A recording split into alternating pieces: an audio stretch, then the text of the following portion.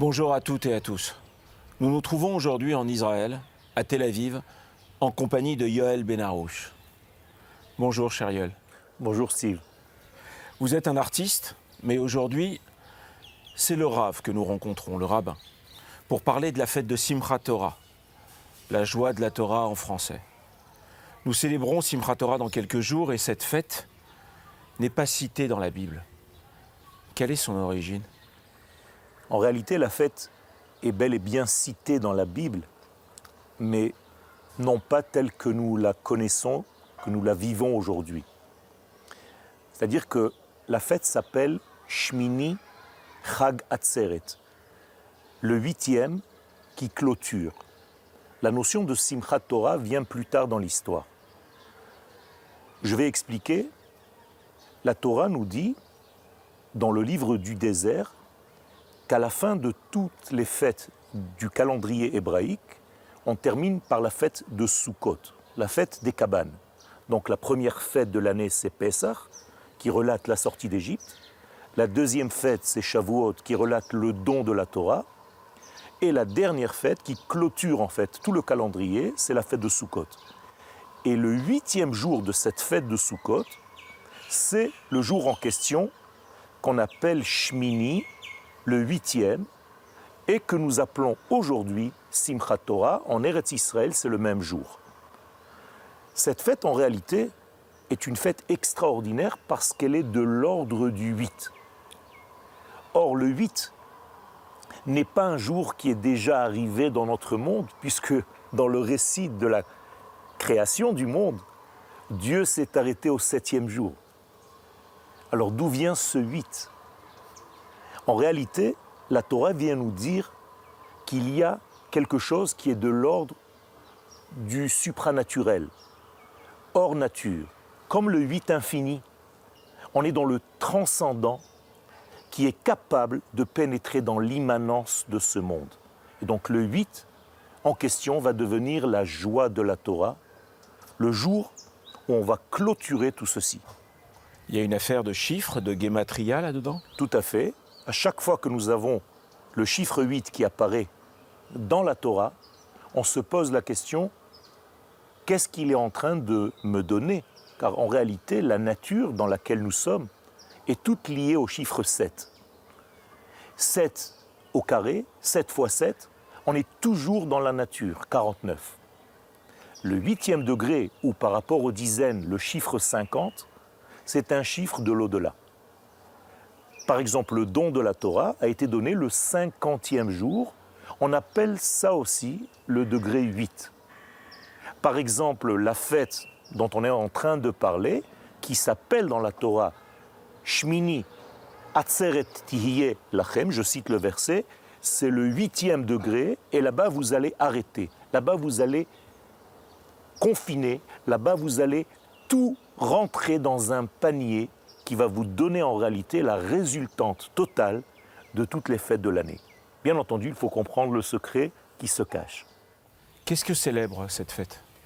Bien, cette fête célèbre en réalité la fin de la lecture de la Torah. Les sages, étant donné que c'est la dernière fête de l'année, eh bien, le roulement de toute la lecture de la Torah va se terminer ce jour-là et va recommencer ce jour-là. Ça aussi, ça a été fait dans le temps. Auparavant, on terminait la Torah tous les 3 ans et demi. Mais à partir d'un certain moment dans l'histoire du judaïsme, les sages ont décidé de faire le tour de toutes les sections de la Torah, qui sont au nombre de 53. Ce jour-là, on termine, on clôture et on recommence. Et nous avons une façon de faire cela. À chaque fois que nous sommes dans la fin d'un degré, surtout lorsque cela concerne la Torah, on doit faire une fête, mais pas la fête pour nous. Et vous l'avez bien dit tout à l'heure, c'est la fête de la Torah elle-même. Autrement dit, c'est la Torah qui est joyeuse. Je traduis Simchat Torah, la joie de la Torah, pas ma joie d'avoir la Torah.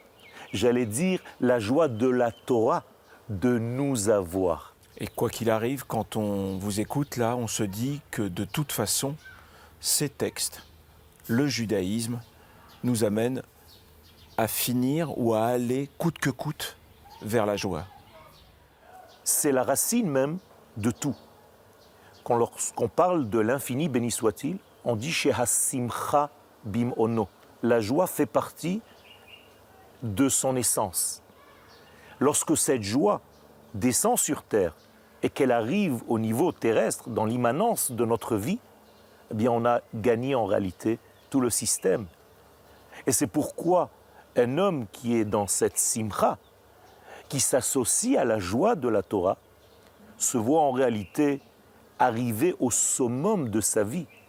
La simcha donne la prophétie. On ne peut pas prophétiser sans avoir de simcha. On ne peut pas être à l'écoute, on ne peut pas être disponible à entendre la voix V-O-I-E de l'infini béni soit-il, sans la simcha, sans la notion de joie. C'est une cérémonie, je dirais, qui se déroule d'une façon très particulière. Comment ça se passe dans une synagogue le jour de Simchat Torah? Alors c'est vrai, on arrive plus tôt que d'habitude. La prière se fait comme un Yom Tov, puisque c'est la fête de Sukkot, c'est la dernière fête de Sukkot. On va faire la prière de la fête. Après, on va faire des louanges. On appelle ça le Hallel. Et après, on va sortir en réalité tous les livres qui se trouvent dans l'armoire, tous les livres de la Torah. Et on va commencer à danser. Et les gens vont faire des cercles de danse pendant que la lecture avec l'un des livres va se faire. Et ce jour-là, tous les enfants d'Israël vont monter à la Torah comme s'ils remontaient au mont Sinaï pour recevoir directement au niveau individuel ce qui a été donné au niveau collectif. Une fois ceci est terminé, il y a encore quelque chose dans cette fête extrêmement important. C'est qu'avant la dernière prière qui s'appelle Moussaf, eh bien on va rappeler le début de la pluie. Donc ce jour-là de Simchat Torah, c'est aussi le jour où on va mentionner la pluie de l'hiver qui est en train de commencer. Tout simplement parce que la pluie en hébreu se dit Geshem. Et Geshem n'est pas seulement la traduction de la pluie, mais de la cristallisation des valeurs infinies. En hébreu, Lehit Geshem, se mettre en relief, donner une matière à l'esprit. C'est extraordinaire. Ça veut dire que tout ce qui était jusqu'à maintenant de l'ordre de l'esprit s'habille maintenant dans la matière, en l'occurrence dans la pluie, qui va donner toute l'abondance à la terre pendant l'hiver et l'été d'après. Les derniers versets de la Bible racontent le moment où Moïse voit la terre promise avant de mourir. Et de conclure, il ne s'est plus levé en Israël de prophétie telle que Moïse. Cette phrase signe-t-elle la prophétie de la fin de l'histoire juive, selon vous? Pas du tout. Il y a eu des prophètes après Moshe. Si on fait attention au texte, le texte ne dit pas que la prophétie s'arrête. Il dit précisément que la prophétie telle que Moshe l'a reçue, elle s'arrête. Et là, les sages nous donnent la différence entre la prophétie telle que Moshe l'aperçoit par rapport à la prophétie des autres prophètes.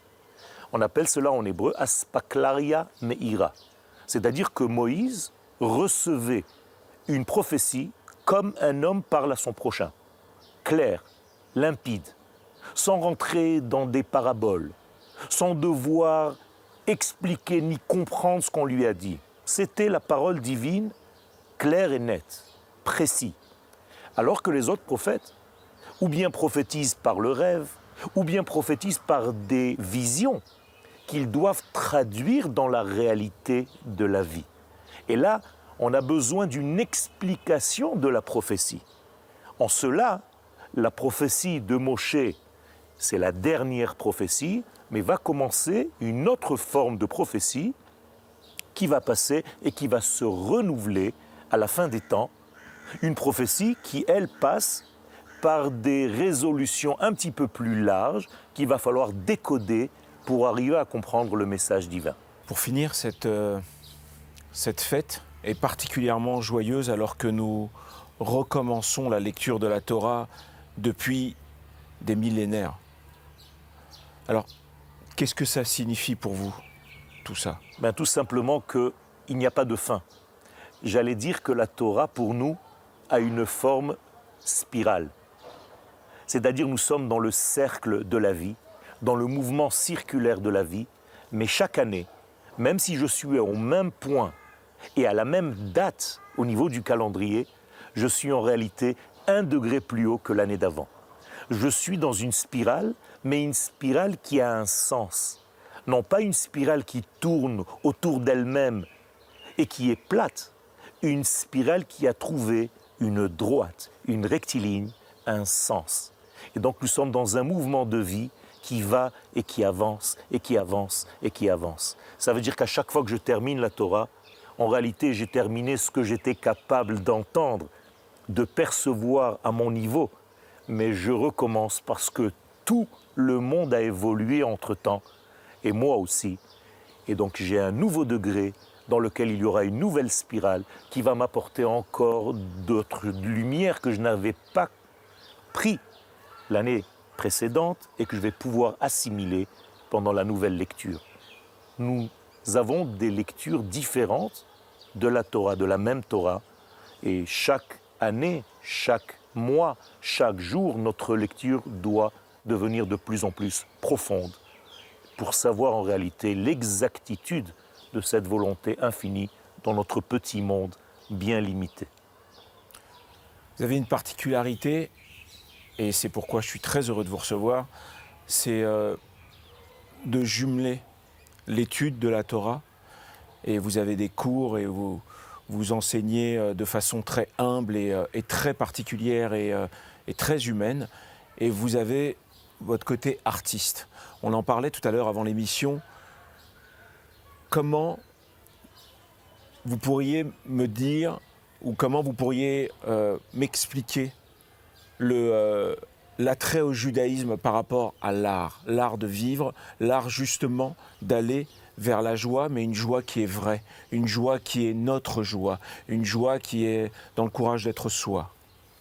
Vous savez, la Torah et le judaïsme n'est pas une religion. Nous sommes là parce que nous avons affaire à la source même de la vie. Je dois par ma propre vie, dans l'humilité totale, tout simplement certifier l'infini qui me traverse. Et je dois, dans mon degré individuel, certifier cette vie qui me traverse. En hébreu, le mot certifier se dit les amen. Les amen, c'est la racine du mot emuna, qui est la foi, et en même temps omanut, l'art. En étant artiste, je certifie ma pensée la plus profonde pour la placer dans une œuvre d'art. Et je dois faire la même chose au niveau de la certification de la vie qui me traverse pour tout simplement la vivre ici-bas.